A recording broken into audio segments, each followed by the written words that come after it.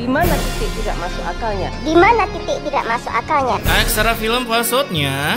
Nah, kita bakar tuh masjid. Hai guys. Aduh. Udah lama nih gue gak menguji adrenalin mata menonton film yang penuh JJ. Ya, kalian tahu kan film apa? Oke, tanpa berbacot lebih lama lagi, mari kita mengetes mata dengan grafik Majapahit. Film yang pada zaman pembuatannya belum bisa mencapai 1080 fps, maka sebelum menontonnya harus menyirami mata dengan insto terlebih dahulu. Minimal 1 carry lah ya. Dibuka dengan trio begundal gandul. Trio nggak tuh? Yang kala itu melakukan pengunboxingan ke pasar akibat salah satu penjual menolak untuk dipalak. Nah, akibat pengadu gedigan yang dilakukan trio tersebut, emaknya yang sedang berjualan kerupuk dengan kondisi mata di uninstall langsung mendapatkan tutur kata yang sangat ramah lingkungan setelah melihat kelakuan anaknya yang dinilai begitu berguna bagi bangsa dan negara. Jadi tameng pakai lawan KKB maksudnya. Anak emak itu nggak berguna. Si Anto dan teman-teman yang begajulan udah bikin suami saya babak belur. Tuh kan, cocok lawan KKB. Yang brutal-brutal gitu yang kita perlukan.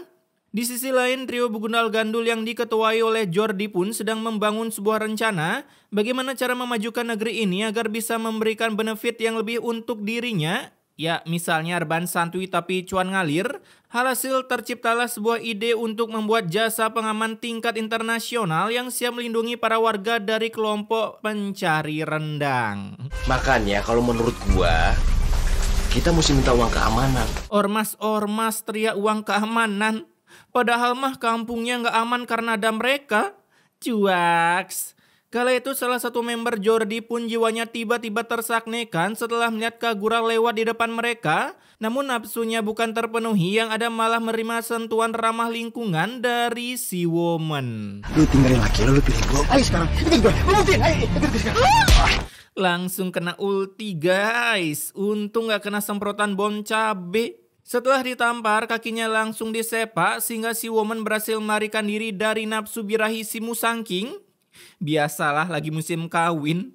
Dimana saat sampai di rumah, woman ini langsung mengadu ke ayang bebnya. Sampai si ayang marah dan langsung OTW ke pos pemuda tidak berguna untuk mengadu ilmu kanuragannya dengan cara one by one. Kamu di situ dulu ya. Ini mah guru, sini. Ayo. Pinjak. Udah bonyok, udah. Dia yang nantangin, dia yang tiduran. Udah kayak Yunus aja lu bang.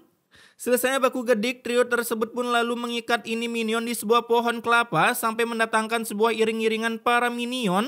Rame bet cuy. Udah Leni, suami kamu aja kayak begini. Ya macam-macam kamu di kampung ini ya. Buset, nantangin. Meanwhile,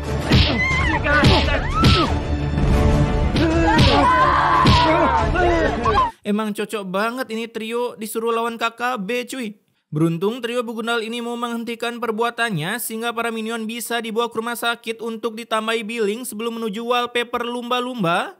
Tapi yang paling parah adalah si ayang beb Kagura akibat otak belakangnya menerima gedigan yang berkemungkinan otaknya kembali ke setelan pabrik dan paling parah bisa terwastetkan. Anto dan anak buahnya benar-benar kejam dan sudah keterlaluan, Pak.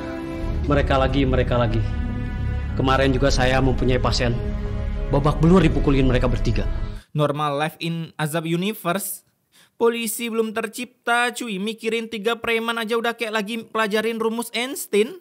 Padahal tinggal lapor polisi. Keesokan harinya trio begundal ini kembali membuat kerusuhan di pasar dengan menerapkan setoran uang keamanan. Bahkan setelah menerima setoran, saat nongkrong jiwa ini begundal lagi-lagi tersaknekan hingga langsung mengeksekusi targetnya. Abang Dodi, ini Anto nih. Buset, ngeri-ngeri kali cuy kalau beneran ada yang kayak gini. Nah, saat malam tiba, para begundal yang udah kelimis-kelimis ini kembali mencari setoran cuan untuk biaya ngudutnya. Dimana saat sampai di pangkalan ojek, mereka langsung menggedik-dik para member ojek. Kemudian menilap motor-motor mereka sebagai ganti biaya keamanan. Gacor parah cuy, dapat motor 2.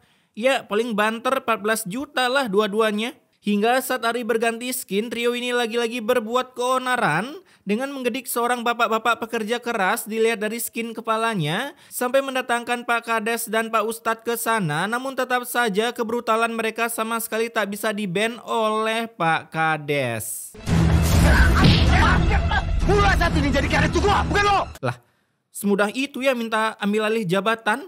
Akibat jabatan Pak Kades diambil alih oleh Jordi, kini Pak Kades mulai melakukan musyawarah dengan para minion. Terus laporkan mereka pada pihak yang berwajib. Kenapa nggak dari awal film aja sih punya pikiran gitu?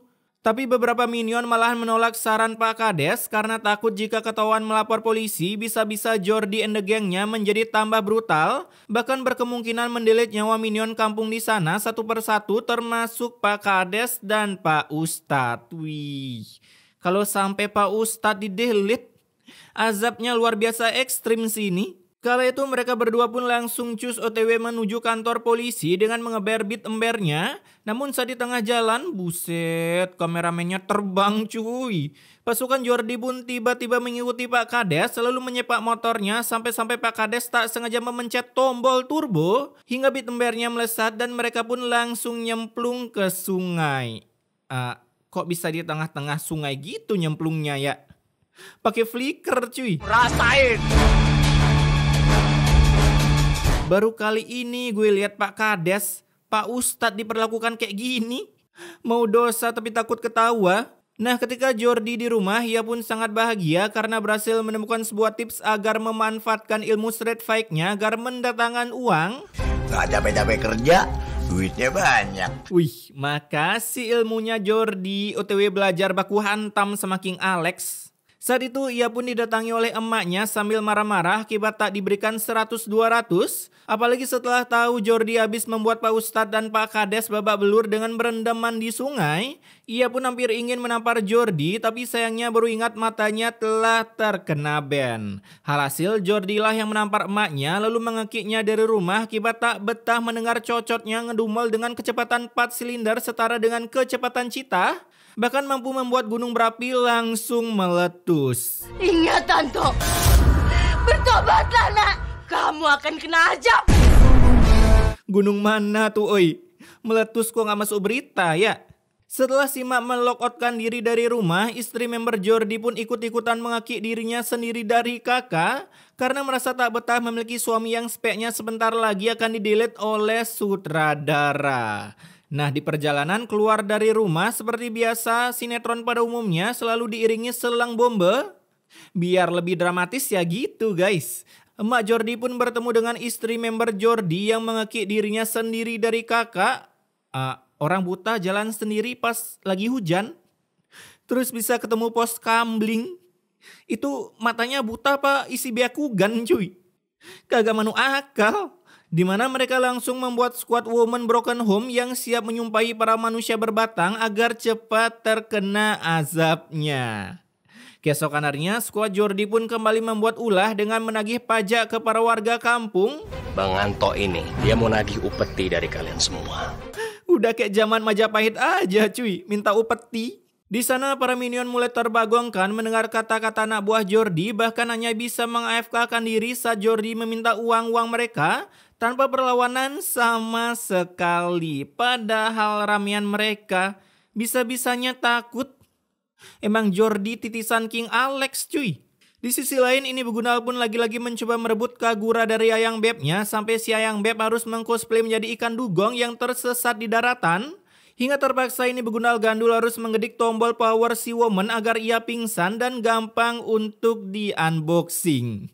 Teman-temannya yang lain sibuk malah, ini malah sibuk nyari tempat buat ngecas.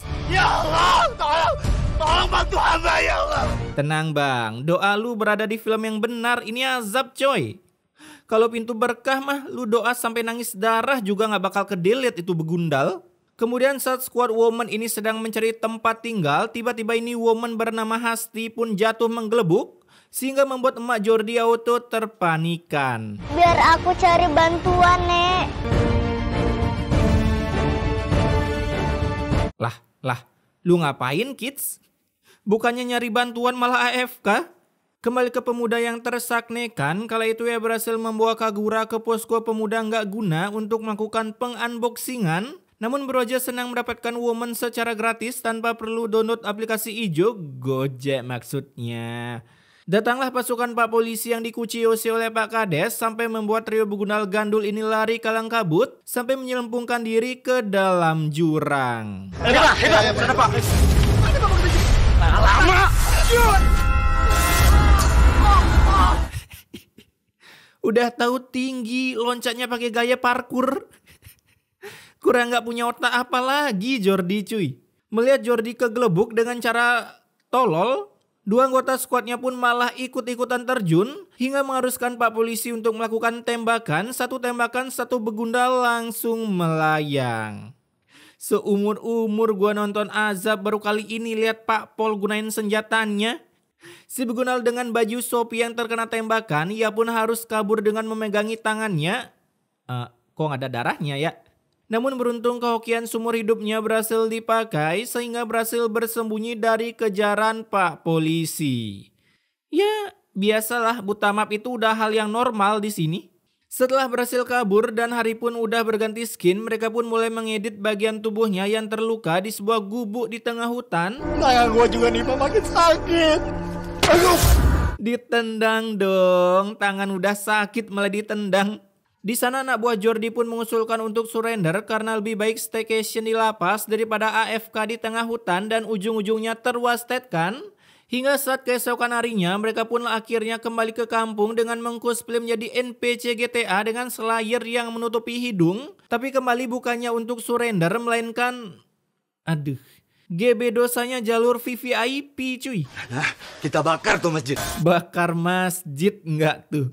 Itu masjid, Bang. Lo gak salah. Nah, saat mau OTW membakar masjid, sebuah kejadian yang mengilukan pun harus terjadi. Idih, sakitnya tuh. Kaki Jordi pun harus terkena tetanus, ditambah lagi sebuah ulti Eudora yang super ekstrim langsung keluar meng-triple killkan Jordi beserta para membernya.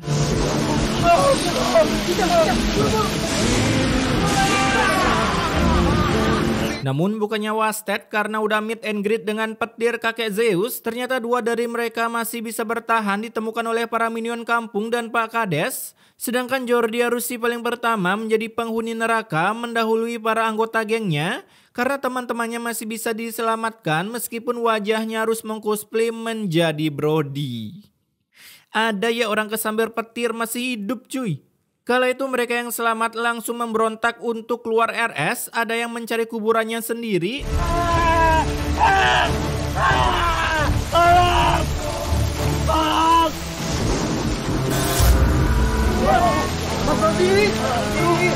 Malah ketanam hidup-hidup. Dan ada juga yang tiba-tiba ngereok.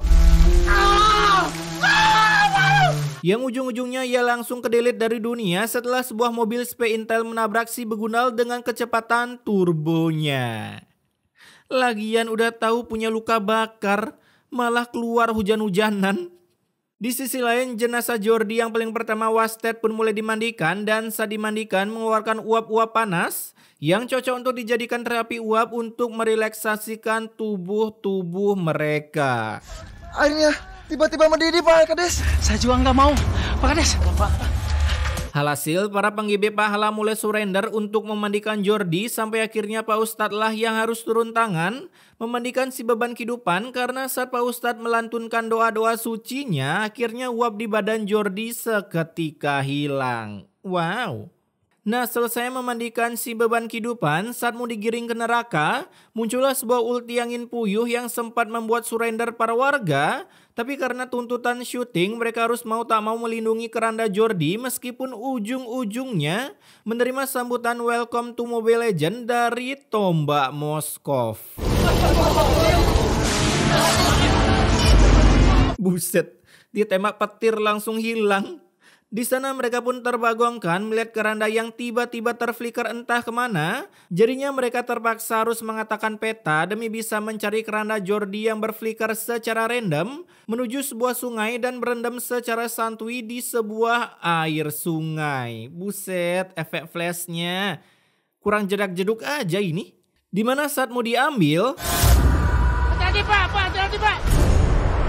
Air bah! Muncullah sebuah ulti tsunami fakta yang hampir menenggelamkan para minion si pengGB pahala, sedangkan kerana Jordi auto kelelep terseret arus menuju Samudra Hindia. Ciah, nggak dimakamin. Banyakan dosa sih lu.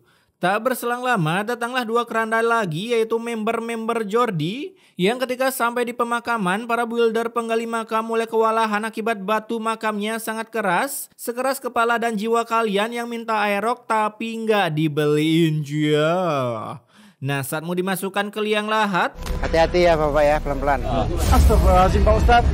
Jenazah Nagung juga nggak muat liang lahatnya. kebiasaan jenazah selalu memanjang secara tiba-tiba. Udah kayak pelatisin aja itu. Alhasil si builder pun lagi-lagi harus memanjangkan makamnya sampai hujan pun tiba-tiba mengguyur mereka. Tapi beruntung jenazah dua begundal gandul ini berhasil dimakamkan serta didoakan agar mendapatkan tempat yang cocok sesuai perbuatan mereka. Ya apalagi kalau bukan neraka. Lah, Bu, belum selesai Bu. Lalu film ini pun ditutup dengan sebuah ulti Yudora yang menggelegar, memberikan sebuah efek yang begitu realistis.